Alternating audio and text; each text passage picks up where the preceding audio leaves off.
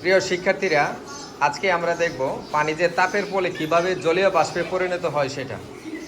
অতিরিক্ত তাপের ফলে পানি জলীয় বাষ্পে পরিণত হয়, আর এই জলীয় বাষ্প যখন আবার আকাশে মেঘ হিসেবে ঘুরে বেড়ায়, মেঘ তখন পাতলা থাকে তখন এটা সাদা দেখায়, যখন এটা ঘন হয় কালো হয় তখন মেঘে পরিণত হয়, আর মেঘ যখন অতিরিক্ত জমে যায় তখন আবার বৃষ্টিতে পরিণত হয়।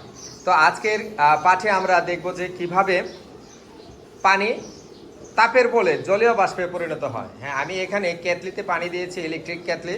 এখানে পানি আস্তে আস্তে তাপের ফলে পানি ফুটন্ত অবস্থায় আসতেছে, এবং আমরা দেখব যে যে এই কেটলির মুখে বা উপরের দিকে একটু জলীয় বাষ্প দেখা যাচ্ছে, তাই না? হ্যাঁ প্রিয় শিক্ষার্থীরা, তোমরা কি দেখতে পাচ্ছ যে জলীয় বাষ্প? দেখো তো, অতিরিক্ত তাপের ফলে কি জলীয় বাষ্প ভেসে বেড়াচ্ছে? হ্যাঁ, জলীয় বাষ্প কত উপরে যাচ্ছে, তাই না? তো বোঝা যাচ্ছে যে অতিরিক্ত তাপের ফলে জলীয় বাষ্প তৈরি হচ্ছে, তাই না? তোমরা কি এই ধরনের পরীক্ষা বাড়িতে কখনো করে দেখেছো? আচ্ছা, এবার দেখো, এই যে কেটলির গায়ে দেখা যায় পানি জমে যাচ্ছে আস্তে আস্তে, তাই না? এই জলীয় বাষ্পটা কি কোথাও গিয়ে বাধা পড়লে তখন পানিতে আবার পানির কণার মতো হয়ে যায়। এখন আমি ঢাকনাটাকে বন্ধ করে দিলাম, আবারও দেখবা তোমরা যে কিভাবে জলীয় বাষ্প বাতাসে ভেসে যাচ্ছে, তাই না? ছেলেরা কি দেখতেছো? তো আমরা কি এতে কি সিদ্ধান্ত নিতে পারি? আমরা শুরুতে দেখেছিলাম, তোমাদেরকে স্পর্শ করেছিলাম, পানিটা ঠান্ডা, তাই না?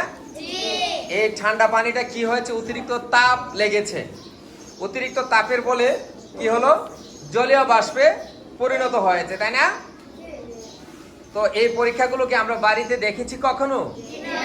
হ্যাঁ, অনেকে হয়তো দেখেছো। এই যে তোমাদের মায়েরা যখন রান্না করে না, ভাত রান্না করে বা তরকারি রান্না করে, তখন কিন্তু দেখো যে ঠান্ডা অবস্থায় পানিটা থাকে, তখন আস্তে আস্তে করে পানিতে বগল উঠে বা বুদ বুদ করে শব্দ ওঠে, তখন ভাতের মার যেটা আমরা বলি, এটা কি উপরের দিকে ভাসতে থাকে, তাই না?